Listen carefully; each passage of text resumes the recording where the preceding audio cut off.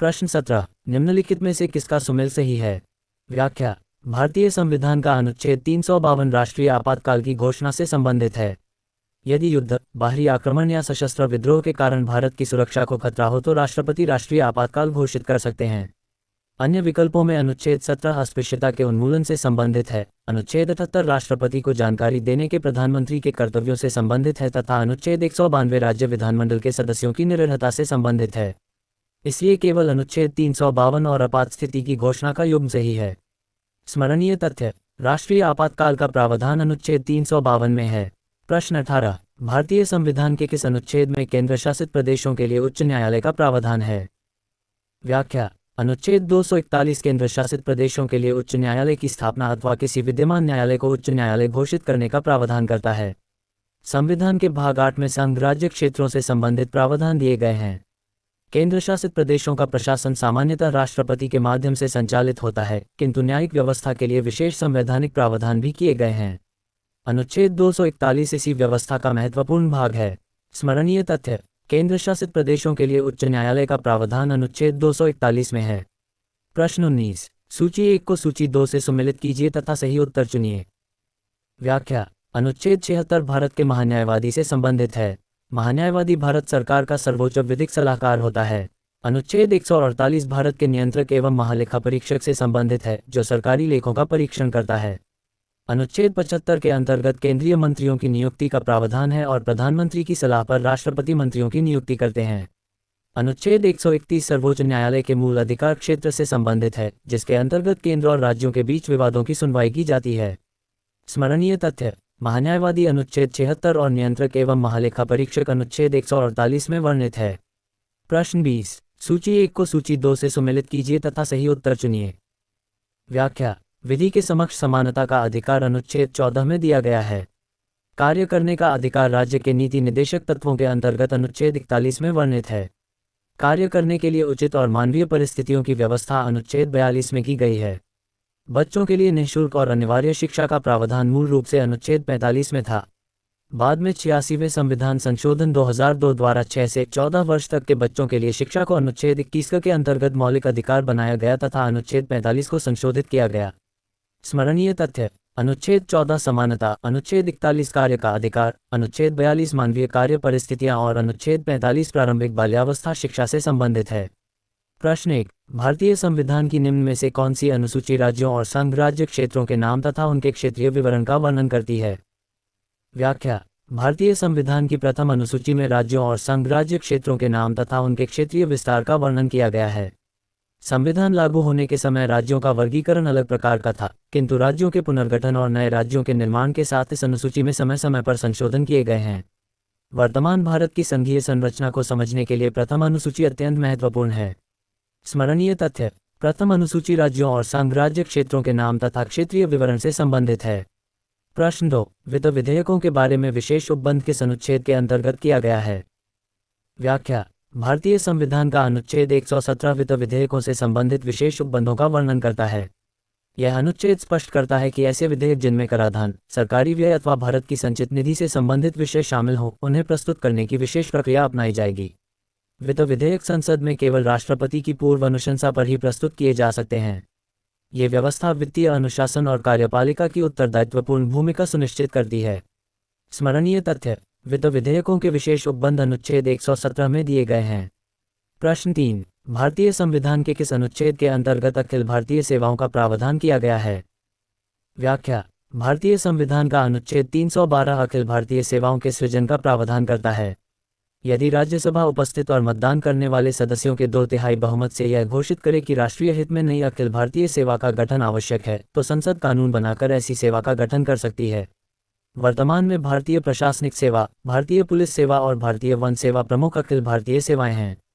इन सेवाओं का उद्देश्य केंद्र और राज्यों के प्रशासन में एकरूपता बनाए रखना है। स्मरणीय तथ्य, अखिल भारतीय सेवाओं का प्रावधान अनुच्छेद 312 में है। प्रश्न 4, निम्नलिखित में कौन सा युग्म सही सुमेलित नहीं है? व्याख्या, राज्य के नीति निदेशक तत्वों में समान न्याय और निःशुल्क विधिक सहायता का उल्लेख अनुच्छेद 39 में किया गया है। ग्राम पंचायतों के संगठन का प्रावधान अनुच्छेद 40 में है। समान नागरिक संहिता की व्यवस्था अनुच्छेद 44 में वर्णित है।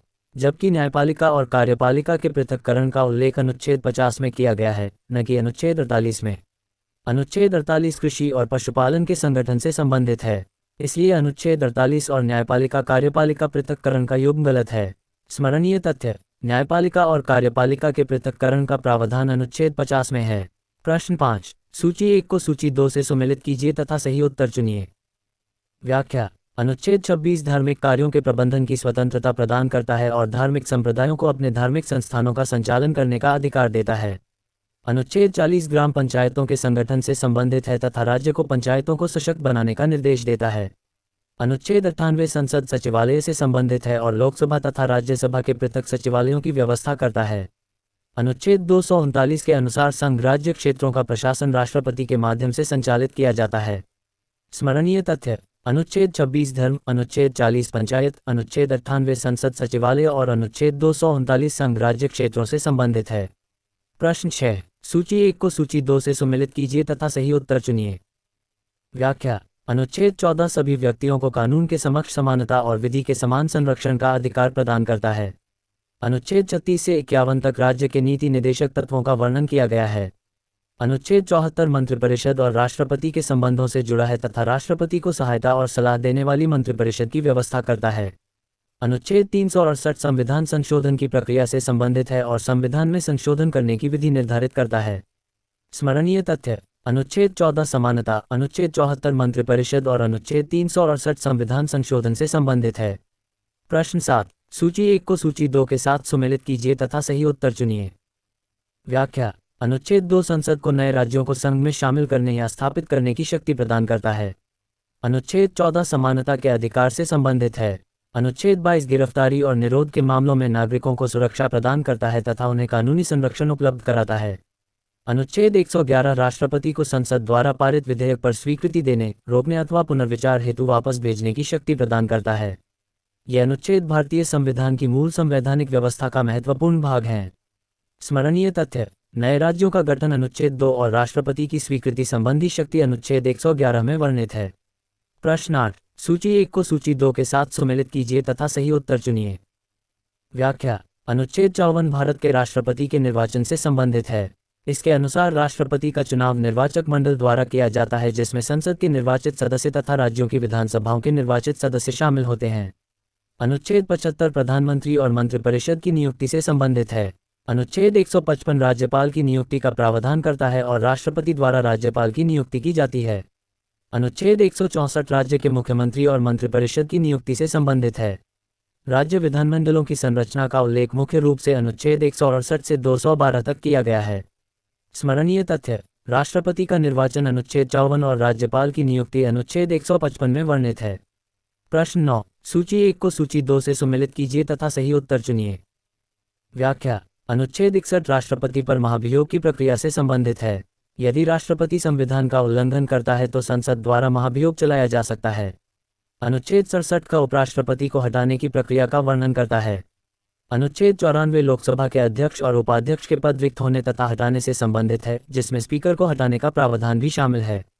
अनुच्छेद 90 राज्यसभा के उपसभापति को हटाने की प्रक्रिया से संबंधित है। स्मरणीय तथ्य: राष्ट्रपति पर महाभियोग का प्रावधान अनुच्छेद 61 में है। प्रश्न 10, सूची 1 को सूची 2 के साथ सुमेलित कीजिए तथा सही उत्तर चुनिए। व्याख्या: अनुच्छेद 323 का प्रशासनिक अधिकरणों की स्थापना से संबंधित है। ये 42वें संविधान संशोधन द्वारा जोड़ा गया था। अनुच्छेद 324 निर्वाचन आयोग और चुनाव प्रक्रिया से संबंधित है। अनुच्छेद 330 लोकसभा में अनुसूचित जातियों और अनुसूचित जनजातियों के लिए सीटों के आरक्षण का प्रावधान करता है। अनुच्छेद 320 लोक सेवा आयोगों के कार्यों और दायित्वों का वर्णन करता है। ये अनुच्छेद प्रशासन, चुनाव और प्रतिनिधित्व की व्यवस्था में महत्वपूर्ण भूमिका निभाते हैं। स्मरणीय तथ्य: अनुच्छेद 324 निर्वाचन आयोग और अनुच्छेद 330 लोकसभा में आरक्षण से संबंधित है। प्रश्न 11, सूची 1 को सूची 2 के साथ सुमेलित कीजिए तथा सही उत्तर चुनिए। व्याख्या: अनुच्छेद 266 भारत और राज्यों की संचित निधि तथा लोकलेखा से संबंधित है। अनुच्छेद 280 वित्त आयोग की स्थापना और उसके कार्यों का वर्णन करता है। अनुच्छेद 360 वित्तीय आपातकाल की घोषणा से संबंधित है, जिसे राष्ट्रपति राष्ट्रीय वित्तीय स्थिरता संकट की स्थिति में घोषित कर सकता है। अनुच्छेद 148 भारत के नियंत्रक एवं महालेखा परीक्षक अर्थात CAG के पद और शक्तियों का वर्णन करता है। सीएजी सार्वजनिक धन के उपयोग का लेखा परीक्षण करता है और वित्तीय जवाबदेही सुनिश्चित करता है। स्मरणीय तथ्य: वित्त आयोग अनुच्छेद 280, वित्तीय आपातकाल अनुच्छेद 360 और सीएजी अनुच्छेद 148 में वर्णित है। प्रश्न 12, सूची 1 को सूची 2 से सुमेलित कीजिए तथा सही उत्तर चुनिए। व्याख्या: भारतीय संविधान में संविधान संशोधन की प्रक्रिया अनुच्छेद 368 में दी गई है। वित्त आयोग का प्रावधान अनुच्छेद 280 में किया गया है, जो केंद्र और राज्यों के बीच राजस्व वितरण की सिफारिश करता है। वित्तीय आपातकाल की व्यवस्था अनुच्छेद 360 में है, जिसे राष्ट्रपति देश की वित्तीय स्थिरता को खतरा होने पर घोषित कर सकते हैं। अखिल भारतीय सेवाओं का प्रावधान अनुच्छेद 312 में किया गया है, जिसके अंतर्गत भारतीय प्रशासनिक सेवा, भारतीय पुलिस सेवा और भारतीय वन सेवा आती हैं। स्मरणीय तथ्य: अनुच्छेद 368 संविधान संशोधन और अनुच्छेद 312 अखिल भारतीय सेवाओं से संबंधित है। प्रश्न 13, सूची 1 को सूची 2 से सुमेलित कीजिए तथा सही उत्तर चुनिए। व्याख्या: भारत के नियंत्रक एवं महालेखा परीक्षक का प्रावधान अनुच्छेद 148 में किया गया है। ये संस्था सरकारी आय और व्यय का लेखा परीक्षण करती है। वित्त आयोग का वर्णन अनुच्छेद 280 में है। प्रशासनिक अधिकरणों का प्रावधान अनुच्छेद 323 में किया गया है। संघ लोक सेवा आयोग का उल्लेख अनुच्छेद 315 में किया गया है। ये सभी संस्थाएं प्रशासनिक दक्षता और वित्तीय उत्तरदायित्व सुनिश्चित करती हैं। स्मरणीय तथ्य: सीएजी अनुच्छेद 148 और संघ लोक सेवा आयोग अनुच्छेद 315 में वर्णित है।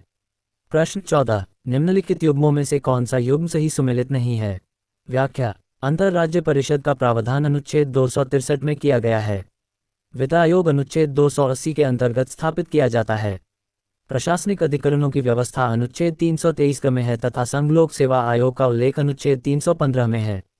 ये सभी युग्म सही सुमेलित हैं, इसलिए दिए गए विकल्पों में कोई भी युग्म गलत नहीं है। ये प्रश्न संविधान के महत्वपूर्ण अनुच्छेदों और संस्थाओं के संबंध की समझ की जांच करता है। स्मरणीय तथ्य: अंतर राज्य परिषद अनुच्छेद 263 और वित्त आयोग अनुच्छेद 280 में वर्णित है। प्रश्न 15, सूची 1 को सूची 2 से सुमेलित कीजिए तथा सही उत्तर चुनिए। व्याख्या: अनुच्छेद 324 निर्वाचन आयोग से संबंधित है और भारत में स्वतंत्र एवं निष्पक्ष चुनावों का संचालन सुनिश्चित करता है। अनुच्छेद 315 लोक सेवा आयोगों की स्थापना का प्रावधान करता है। अनुच्छेद 280 वित्त आयोग से संबंधित है, जो केंद्र और राज्यों के बीच वित्तीय संसाधनों के बंटवारे की सिफारिश करता है। अनुच्छेद 338 राष्ट्रीय अनुसूचित जाति आयोग से संबंधित है, जिसका कार्य अनुसूचित जातियों के हितों की रक्षा करना है। स्मरणीय तथ्य: निर्वाचन आयोग अनुच्छेद 324 और राष्ट्रीय अनुसूचित जाति आयोग अनुच्छेद 338 में वर्णित है। प्रश्न 16, निम्नलिखित में से कौन सा एक युग्म सही सुमेलित है? व्याख्या: भारतीय संविधान में निर्वाचन आयोग का प्रावधान अनुच्छेद 324 में है, राष्ट्रीय अनुसूचित जाति आयोग का अनुच्छेद 338 में, वित्त आयोग का अनुच्छेद 280 में और राष्ट्रीय पिछड़ा वर्ग आयोग का संवैधानिक दर्जा अनुच्छेद 338 के माध्यम से दिया गया है। प्रश्न में दिए गए सभी युग्म गलत सुमेलित थे। इसी कारण सही उत्तर ये था कि कोई भी युग्म सही सुमेलित नहीं है।